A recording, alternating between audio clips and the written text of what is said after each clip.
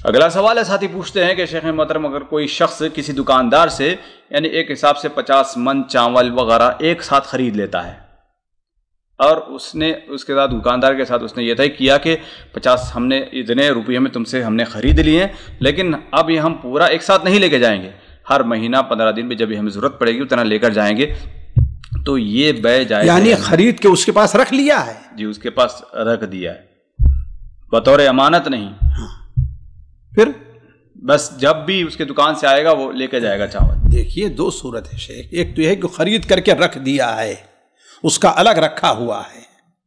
ہے نا، اس کے مستودع میں، اس کے گودام میں، تو کوئی حرج نہیں، یہ تو شکل جائز ہے۔ لیکن لوگ آج کل ایسا کرتے ہیں کہ چلیے آج ہم نے یعنی ریٹ سستا ہے، 1000 روپے کے حساب سے ہم نے تھیلا خرید لیا ہے، تو اب لہٰذا ہم 20 تھیلے ہم نے خرید لیا، اب دکاندار کے لیے واجب ہے کہ جب بھی آئے گا وہ اسی ریٹ سے وہ دے گا، تو یہ دکاندار کا یہ طے کر لینا آپس میں ایک دوسرے کا کیا حکم رکھتا ہے؟ دیکھیے اب اگر اس کی پوری شرائط اگر سامنے آئیں تبھی کہی جا سکتی ہے، ورنہ یہ بات مجھے لگ رہا ہے کہ شریعت کے اندر جو بیع سلم ہے یا بیع سلف ہے اس کی صورت ہے۔ ہوتا یہ تھا کہ مثلا کسی نے کبھی موسم آنے سے پہلے ہی کھجور مثلا خرید لیا، مجھے میں آپ سے جو ہے جی موسم میں آپ مجھے جو ہے 1 کنٹل یا 2 کنٹل کھجور دیں گے، اس کا پیسہ آپ لے لیجئے۔ اس میں ہوتا یہ تھا کہ دونوں کا فائدہ ہوتا تھا، ان کو سستے مل جاتی تھی اور اس کے پاس پیسے آ جایا کرتے تھے۔ تو اللہ کے رسول صلی اللہ علیہ وسلم نے وقت ضرورت اسے بیع سلم اس کو جائز قرار دیا ہے، لیکن اس کے اندر شرط یہ ہے کہ دیکھیے کیا ہونا چاہیے، ایک تو اس کی قیمت معلوم ہونی چاہیے کہ اس قیمت پر یہ طے ہونا چاہیے، دوسرے یہ کہ مدت معلوم ہونی چاہیے کتنے، یہ نہیں کہ آئندہ 2 سال کے بعد ہم اس کو ملیں گے، اتنے دن کے اندر میں اس کو لے لوں گا۔ تیسری چیز یہ ہے کہ اس کا وصف بھی معلوم ہونا چاہیے،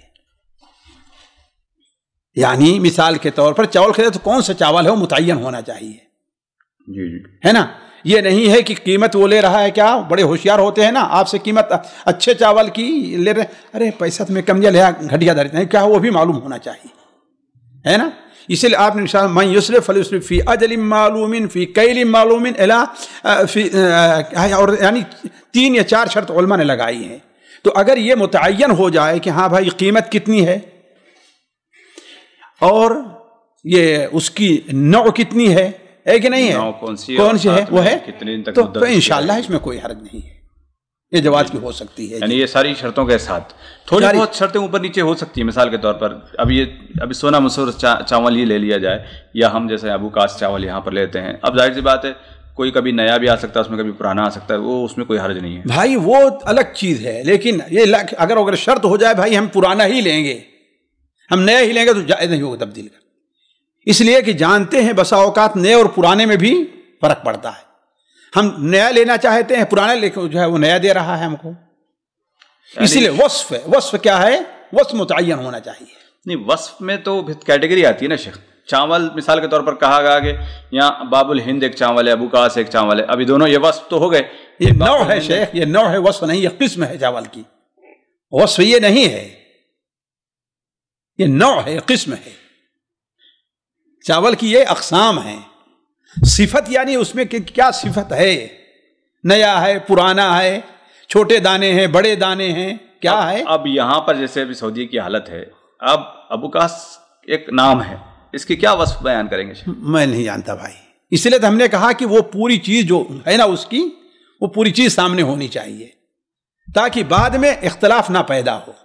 ورنہ انہی چیزوں پر کیا ہے اختلاف پیدا ہو سکتا ہے۔ جی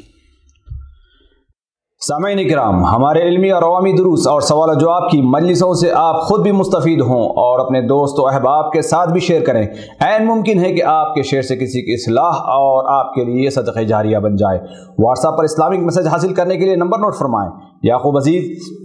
00966 5089595707۔ واٹس ایپ سوال و جواب گروپ میں ایڈ ہونے کے لیے نمبر نوٹ فرمائیں: عبدالسلام عمری 00966 502627 نمبر بھیجتے ہوئے نام اور پتہ ضرور لکھیں۔ اسی طرح ہمارے یوٹیوب چینل اسلامی دعویٰ کو ضرور سبسکرائب کریں تاکہ ہماری ہر نئی اور اہم ویڈیو کی اطلاع آپ کو فوری حاصل ہو جائے۔ تمام دروس، مقالات اور سوال و جواب سیریز کے لیے ہماری مشہور ویب سائٹ